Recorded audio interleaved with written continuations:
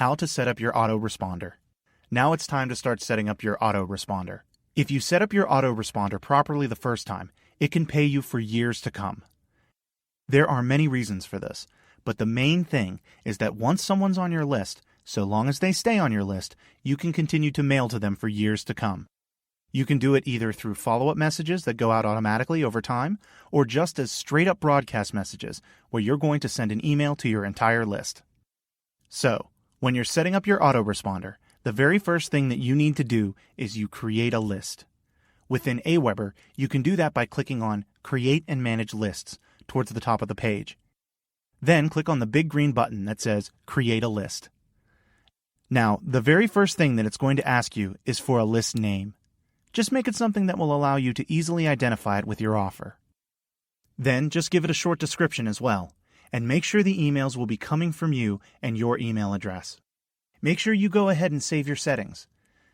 Next, what we can do is personalize our list. You can brand your list with all your information, so you can add in your company name, your URL, and email signature. You can connect it with Twitter and Facebook. But all of this stuff isn't a big deal, so I usually don't do anything there. What I'm going to worry about, though, is something under the Confirm Opt-in tab. A lot of people think that you have to make subscribers confirm their email address before you can send them any information. You can do that if you really want to, but I always recommend you turn it off. The reason why I recommend doing this and not having people confirm their emails is because you're going to get more signups this way. You're going to get more people on your list that way because too often an email can get blocked or just doesn't get through. And if it's your confirmation email, those people are never going to get the information from you that they signed up for. So I recommend that you have it off. Just go ahead and click on the off button to turn off the confirmed opt-in and then click on Save Settings. Once you've got your list created, the very next thing you want to do is you want to create a web form. So click on the Sign Up Forms tab and then click on Create Your First Sign Up Form. Aweber has a lot of different designs for the opt-in form, but if you're using either Optimize Press or WP Lead Gorilla, you don't need to worry about the design within Aweber.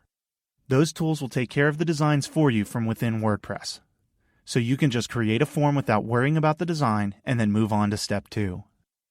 Now this is very, very, very important. Where it says Thank You page, you need to select Custom Page and then enter the URL for your OTO page. The very first thing that people are going to see needs to be your OTO page. So make sure that you put in your OTO page's URL into that custom page section. That's extremely important. I also like to have my already subscribed page be the OTO URL as well. If someone's already on the list and they try to sign up again, I like to go ahead and show them that OTO again, even if they've already seen it. The next step is where you can get the code right from Aweber, and you paste this code into the designated area within Optimize Press or WP Lead Gorilla. Or if you're creating a squeeze page with HTML, you can just paste the code where you want to have the opt-in form. It's really easy to do. The next thing you're going to do is you're going to add follow-up autoresponder emails that are going to go out automatically over time. Now, the very first message needs to deliver what you promised on your squeeze page. So if you're giving away a report, make sure that first message they get has a link to the free report in it. To create your emails, you need to go to the Messages tab and select Follow-up Series. Then click on Create Your First Follow-up. I like to use the plain template for the emails, so what you do first is put in a subject line for the very first email. This is the email that goes to people immediately after they subscribe, so make it something like, "Thanks for signing up, here's your download." Then you need to actually write the email. Just thank them for signing up to download the report and provide the link for them to download it. You can introduce yourself if you want, tell them a little bit about your story, and how it relates to what you're offering. When you're done, just go to the next page and save the email. Then you just continue creating more emails. Provide more great content that's related to the offer, and promote your OTO as well. Also, make it so that each email goes out in 1 or 2 day intervals.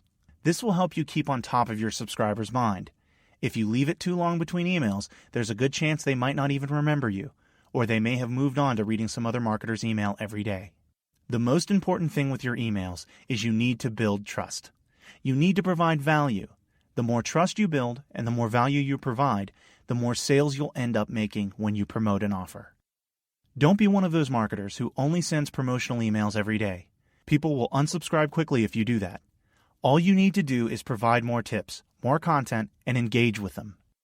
A list isn't just numbers. There are people on those lists. Ask questions to your list. Interact with them. Be personal. Treat your list well, and you're going to find your list will treat you very well.